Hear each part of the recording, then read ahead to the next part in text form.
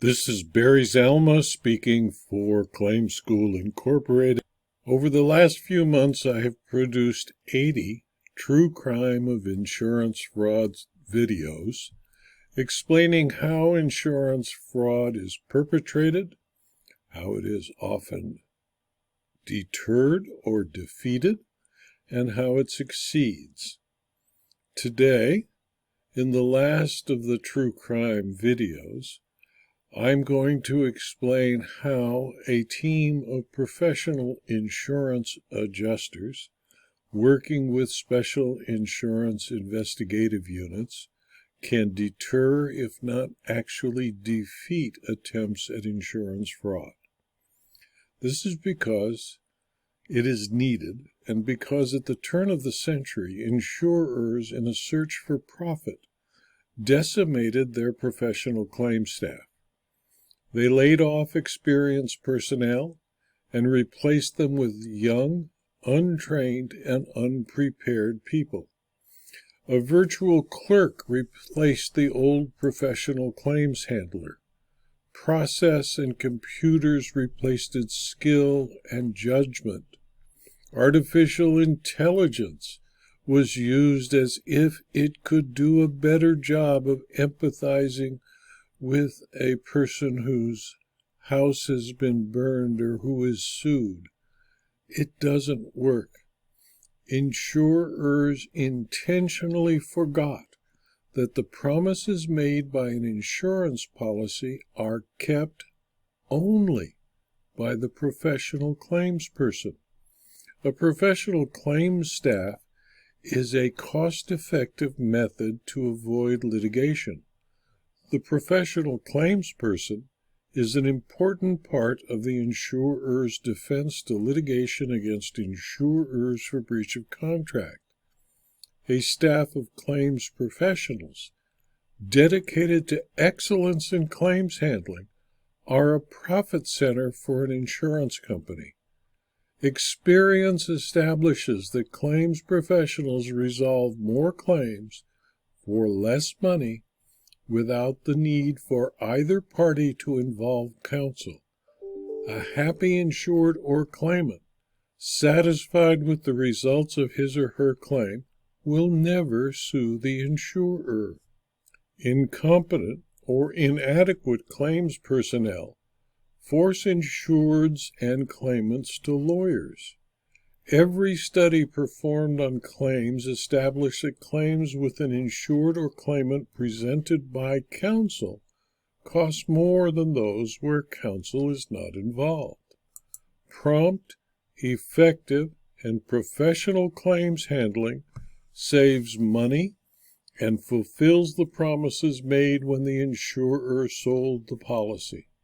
Insurers who believe they can handle first or third-party claims with young, inexperienced, and inexpensive claims handlers will be faced with the screams of angry stockholders. Profits, thin as they are, will move rapidly into negative territory. Punitive damages as punishment for bad faith claims handling will deplete reserves. Insurers will quickly question why they are writing insurance at all. Those who stay in the business of insurance will either adopt a program requiring excellence in claims handling from every member of their claims staff, or they will fail. Insurance is a business. It must change if it is to survive. It must rethink the firing of experienced claims staff and reductions in training to save expense. Excellence in claims handling is a program that can help insurers avoid charges of bad faith in both first and third-party claims. An insurer must understand that it cannot adequately fulfill the promises it makes to an insured, and the Fair Claims Settlement Practices Act, which exist in almost every state, when dealing with claimants without excellence in claims handling. An insurer must work intelligently and with vigor to create a professional claims department. Insurance claims professionals are 1. People who can read and understand the insurance policies issued by the insurer. 2, they understand the promises made by the policy and their obligation as an insurer's claim staff to fulfill the promises made. 3, they are all competent investigators. 4, they have empathy and recognize the difference between empathy and sympathy. 5, they understand medicine relating to traumatic injuries and are sufficiently versed in tort law to deal with lawyers as equals with regard to a bodily injury type claim. 6, they understand how to repair damage to real and personal property and the value of the repairs or the property. 7, an insurer whose claim staff is made up of people who are less than insurance professionals will be destroyed by expensive and counterproductive litigation. I submit, therefore, a proposal to create claims professionals, to avoid claims of the tort of bad faith, to avoid punitive damages, to avoid losses, and to make a profit. Insurers must maintain claim staffs who are dedicated to excellence in claims handling.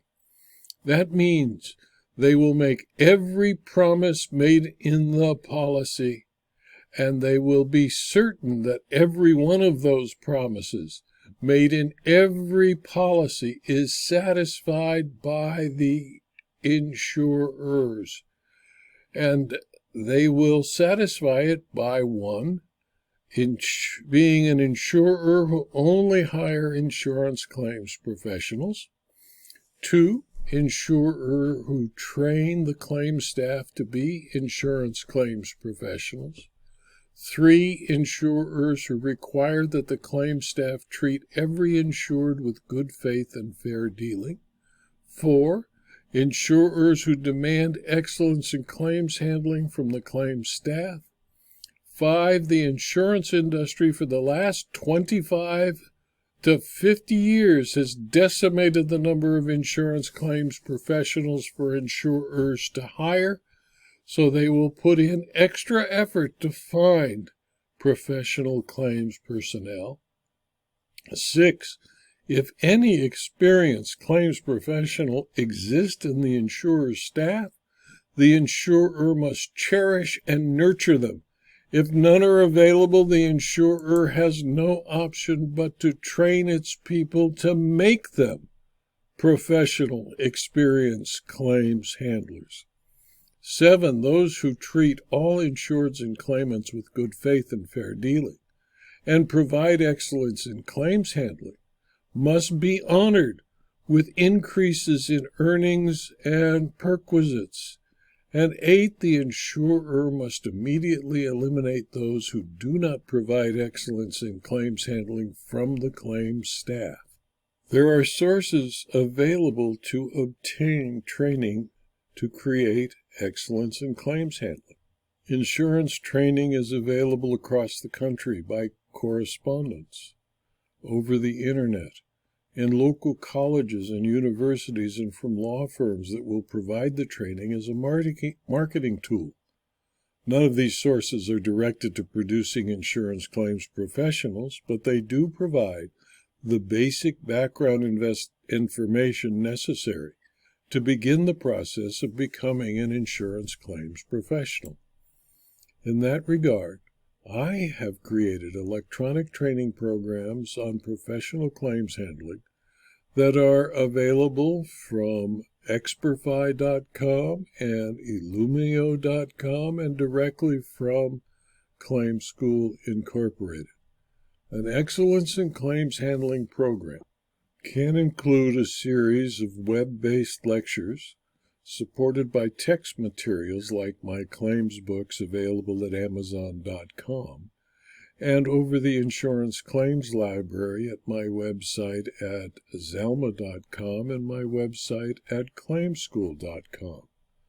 The web lectures may be supplemented by meetings between supervisors and claim staff on a regular basis to reinforce the information learned in the lectures. The lectures alone simply will not work. They need to be reinforced. In addition, the insurer must institute a regular program of auditing claim files to establish compliance with the subject studied. There is no quick and easy solution. The training takes time. Learning takes longer.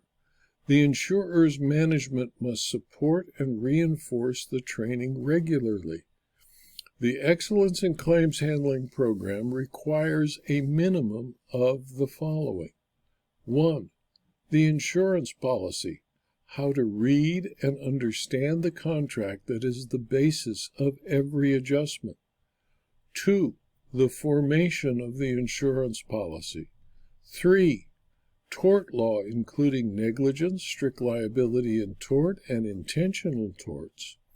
4. Contract law, including the insurance contract, the lease agreement, the bill of lading, non-waiver agreements, proofs of loss, releases, and other claims-related documents. 5. The duties and obligations of the insured in a personal injury claim. 6. The duties and obligations of the insurer in a personal injury claim. 7. The duties and obligations of the insured in a first-party property claim. 8. The duties and obligations of the insurer in a first-party property claim. 9. The Fair Claims Settlement Practices Act and the regulations created to enforce it. 10. The thorough investigation, what it is and how it is performed. 11. Basic investigation of an auto accident claim. 12. Basic investigation of a construction defect claim. 13. Basic investigation of a non-auto negligence claim. 14. Basic investigation of a strict liability claim. 15. Basic investigation of the first-party property claim. 16. The recorded statement or interview of a third-party claimant. 18. The recorded statement of the insured. 19. The multiple red flags of fraud and how to find and recognize them. 20. The SIU, or Special Investigative Unit, and the obligation of the claims representative when fraud is suspected. 21. Claims report writing. 22. The evaluation and settlement of the personal injury claim. 23. How to retain coverage counsel to aid when a coverage issue is detected. 24. How to control coverage counsel. 25. How to retain an expert. 26. How to control the expert. 27. Dealing with a plaintiff's lawyer. 28. Dealing with a personal injury defense lawyer. 29. The evaluation and settlement of the property damage claim. And 30. Arbitration and mediation and the claims representative. There are many more things needed, but these are the basics. Then the insurance company must understand that it takes courage to fight insurance fraud. The legislatures of the various states, the United States Congress, the National Association of Insurance Commissioners, the National Insurance Crime Bureau, and insurance industry groups have finally decided that the war against insurance fraud is worth fighting.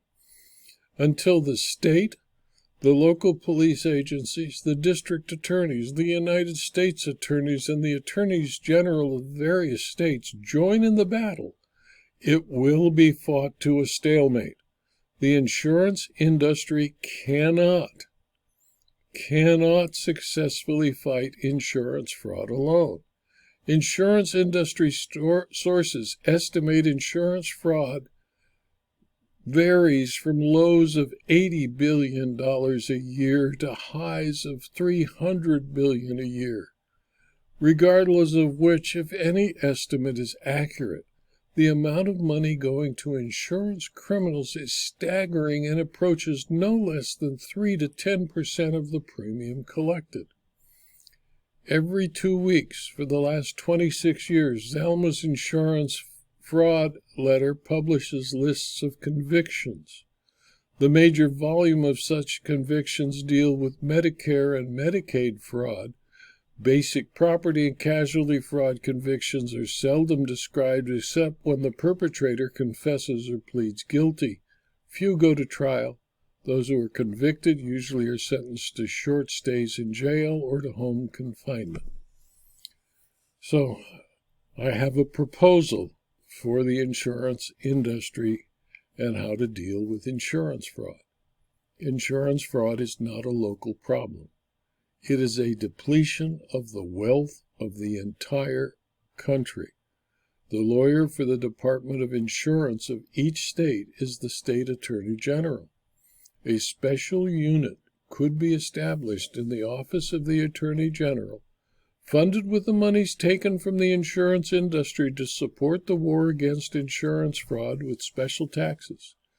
The unit should be given a simple mandate: file and prosecute every insurance fraud brought to the unit by the Fraud Division or Fraud Bureau that has a better than 50% chance of success.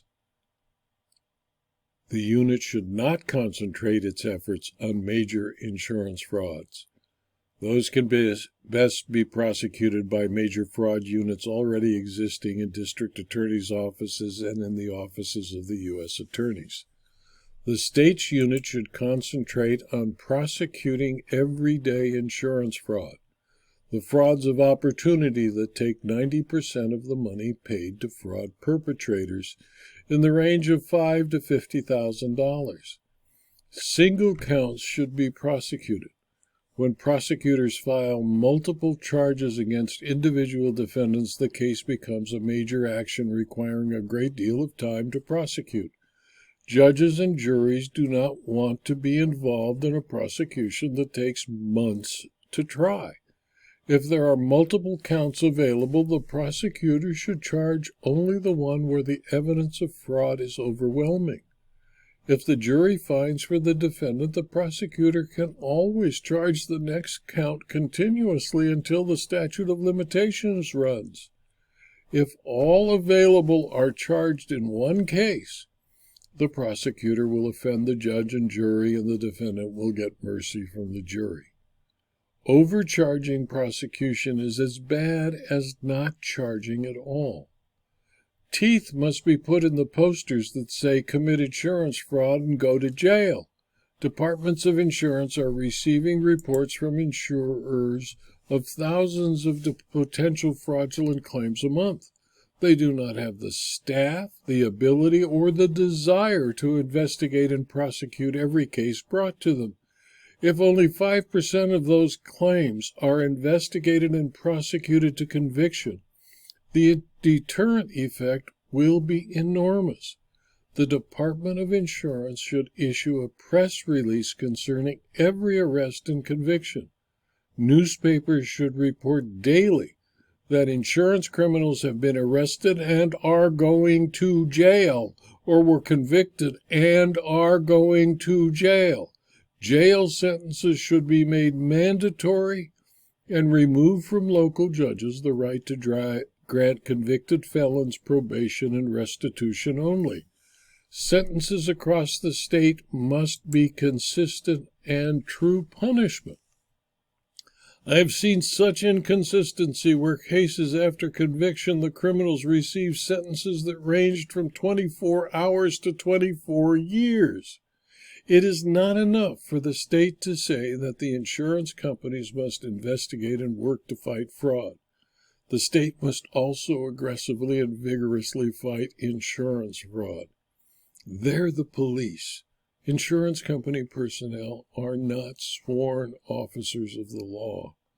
Today, a person perpetrating an insurance fraud need only be concerned that an aggressive fraud investigation might delay or reduce the amount he might recover from his crime. Criminal prosecution for the crime of insurance fraud is so minuscule in relation to the amount of fraud as to be almost non-existent. It certainly does not act as a deterrent. In conjunction with the formation of a special insurance fraud prosecution unit in the Attorney General's office, the legislature should enact the following statute. Quote, "As of the effective date of this statute, there is no tort of bad faith in this state. Punitive damages may not be awarded in this state. Any insurer that, without malice, reports to the Fraud Division Department of Insurance that it has rejected a claim because of fraud may not be sued in any court of this state for any tort cause of action. This section is not intended to eliminate the right of any insured to sue its insurer for breach of contract." Close quote. If the legislatures really want insurers to fight insurance fraud, if the legislatures wish to keep strong and viable this important industry, if the legislatures want to reduce the insurance premiums paid by their constituents, they must make practical the war on insurance fraud. As long as the tort of bad faith and the exposure of punitive damages hangs over insurance companies, the war will be one of attrition where no one will win. The stories I have told in the 80 videos of true crime of insurance fraud, fictionalized, were written and produced to show how insurance fraud is taking money out of the pockets of innocent and honest people who buy insurance. For every dollar taken by a fraud, an insurer must collect $2 in premiums. Every person in the U.S. who does not commit fraud is paying to support those who do. A minimum of $20 for every 100 every person insured pays in premiums goes into the pockets of insurance criminals. If the videos and stories I have told make the viewer or the reader of my books angry, write to your local district attorney, state's attorney, attorney general, or U.S. attorney, and let them know of your anger. If enough people complain, perhaps the prosecution levels will increase. Although each of the stories in this series of 80 videos are based in fact, the names, locations, and facts of the claims have been changed to protect the guilty. No resemblance to any person except those specifically named is intended as any resemblance to being anything but purely coincidental. These videos, these 80 videos, are mostly works of fiction based on the real experience of a practicing lawyer and certified fraud examiner.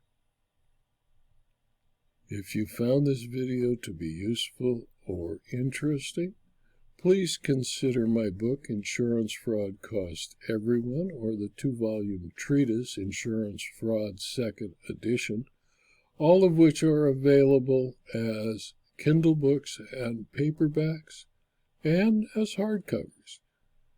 If you viewed this video on Rumble, please click on the Rumble button, and if you viewed it on YouTube, please click on the like button.